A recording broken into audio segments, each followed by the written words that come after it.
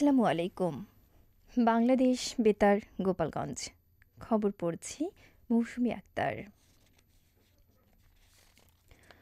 অতীতের যেকোনো সময়ের চেয়ে আমরা এখন বেশি শক্তিশালী, উদ্যমী ও সৃজনশীল উল্লেখ করে প্রধান উপদেষ্টা ড. মোহাম্মদ ইউনূস বলেছেন, আমাদের তরুণ প্রজন্মের স্বপ্ন অতীতের যেকোনো প্রজন্মের চেয়ে দুঃসাহসী।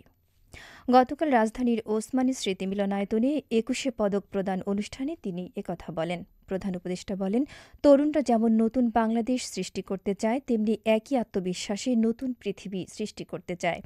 বিভিন্ন ক্ষেত্রে অবদানের স্বীকৃতিস্বরূপ দেশের ১৪ জন বিশিষ্ট ব্যক্তি ও বাংলাদেশ নারী ফুটবল দলকে ২১শে পদক প্রদান করা হয়।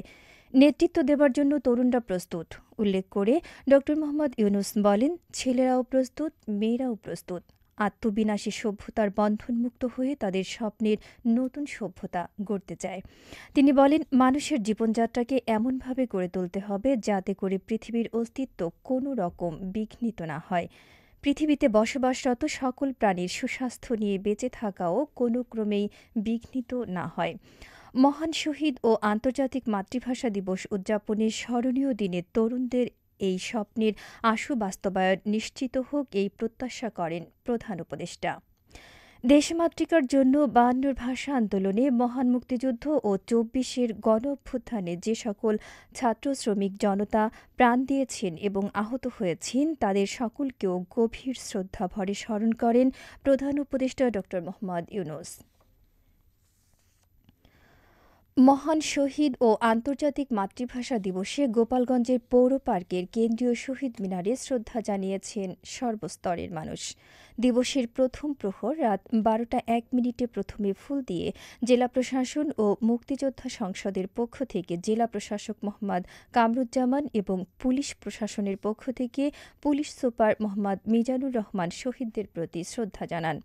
এরপর জেলা পরিষদ, গোপালগঞ্জ পৌরসভা, গণপূর্ত, এলজিইডি, বাংলাদেশ বেতার গোপালগঞ্জ সহ সামাজিক সাংস্কৃতিক সংগঠন ও শিক্ষা প্রতিষ্ঠান ফুল দিয়ে শহীদদের প্রতি শ্রদ্ধা নিবেদন করেন। এদিকে আন্তর্জাতিক মাতৃভাষা দিবস যথাযোগ্য মর্যাদায় আজ নড়াইলেও পালিত হচ্ছে। মাতৃভাষা দিবস উপলক্ষে জেলা কেন্দ্রীয় শহীদ মিনারে পুষ্পস্তবক অর্পণ, কালো ব্যাজ ধারণ, প্রভাত ফেরি, আলোচনা সভা, সাংস্কৃতিক অনুষ্ঠান, শিশু কিশোরদের কবিতা, চিত্রাঙ্কন, রচনা প্রতিযোগিতা সহ বিভিন্ন কর্মসূচি পালিত হবে। জেলা প্রশাসক শারমিন আক্তার জাহান, পুলিশ সুপার কাজী আহসানুল কবির, স্থানীয় সরকার বিভাগের উপপরিচালক জুলিয়া সুকাইনা, অতিরিক্ত জেলা প্রশাসক সার্বিক লিংকন বিশ্বাস, বিভিন্ন রাজনৈতিক দলের নেতৃবৃন্দ, এনজিও প্রতিনিধি, বিভিন্ন সামাজিক সাংস্কৃতিক সংগঠনের কর্মীসহ বিভিন্ন শ্রেণী পেশার মানুষ এ সময় উপস্থিত থাকবেন। জেলা আইসিটি ও জেলা ইনোভেশন কমিটির এক সভা গতকাল নড়াইল জেলা প্রশাসকের সম্মেলন কক্ষে অনুষ্ঠিত হয়েছে।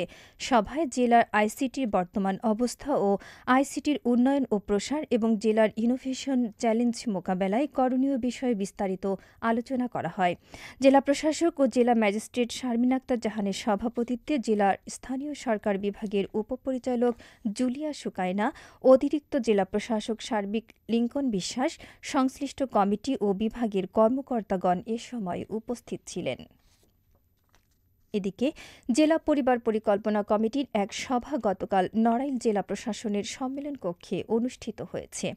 সভায় পরিবার পরিকল্পনা, মা ও শিশু স্বাস্থ্য কার্যক্রমের অগ্রগতি, পরিবার পরিকল্পনা বিভাগের বিভিন্ন নির্মাণ ও রক্ষণাবেক্ষণ সংক্রান্ত বিষয়সহ বিভিন্ন প্রকল্প এর বিষয়ে বিস্তারিত আলোচনা করা হয়। জেলা প্রশাসক শারমিন আক্তার জাহানের সভাপতিত্বে civil surgeon doctor Abdur Rashid, অতিরিক্ত জেলা প্রশাসক সার্বিক লিংকন বিশ্বাস, জেলা পরিবার পরিকল্পনা বিভাগের উপপরিচালক মোহাম্মদ আরিফুল ইসলাম সহ পরিবার পরিকল্পনা বিভাগ কর্মকর্তাগণ সহ সংশ্লিষ্টরা এ সময় উপস্থিত ছিলেন।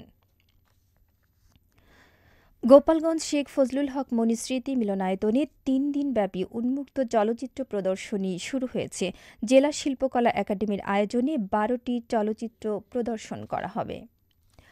নড়াইলে মোটরসাইকেল দুর্ঘটনায় রোজিনা বেগম নামে এক গৃহবধূ নিহত হয়েছেন এবং এ ঘটনায় মোটরসাইকেল চালক খালিদ ইসলাম ও তার ১.৫ বছরের সন্তান আহত হয়েছে। পুলিশ জানায়, গতকাল দুপুরে নড়াইল শহরে খালিদ ইসলাম তার স্ত্রী রোজিনা বেগম ও ১.৫ বছরের সন্তান নিয়ে মোটরসাইকেলে বাড়িতে যাচ্ছিলেন। পথিমধ্যে নড়াইল ঢাকা মহাসড়কের কুড়িগ্রাম এলাকায় একটি যাত্রীবাহী বাসের ধাক্কায় তারা গুরুতর আহত হয়। পরে তাদেরকে উদ্ধার করে নড়াইল সদর হাসপাতালে নিয়ে গেলে কর্তব্যরত চিকিৎসক রোজিনা বেগমকে মৃত ঘোষণা করেন। খেলার খবর ক্রিকেট।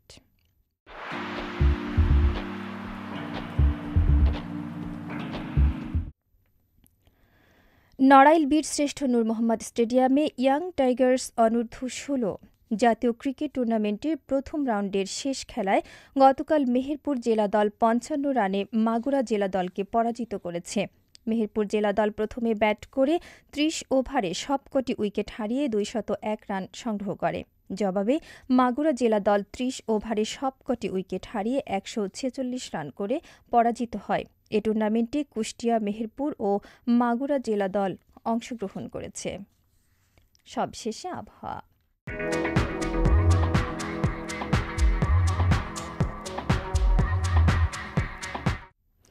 আজ বেলা ১টা পর্যন্ত আবহাওয়ার পূর্বাভাসে বলা হয়েছে, দেশের অভ্যন্তরীণ নদীবন্দরসমূহের জন্য কোনো সতর্কবার্তা নেই এবং কোনো সংকেতও দেখাতে হবে না। খবর শেষ হলো। আমাদের পরবর্তী খবর প্রচারিত হবে সকাল ১০টা বেজে ৩০ মিনিটে বাংলায়।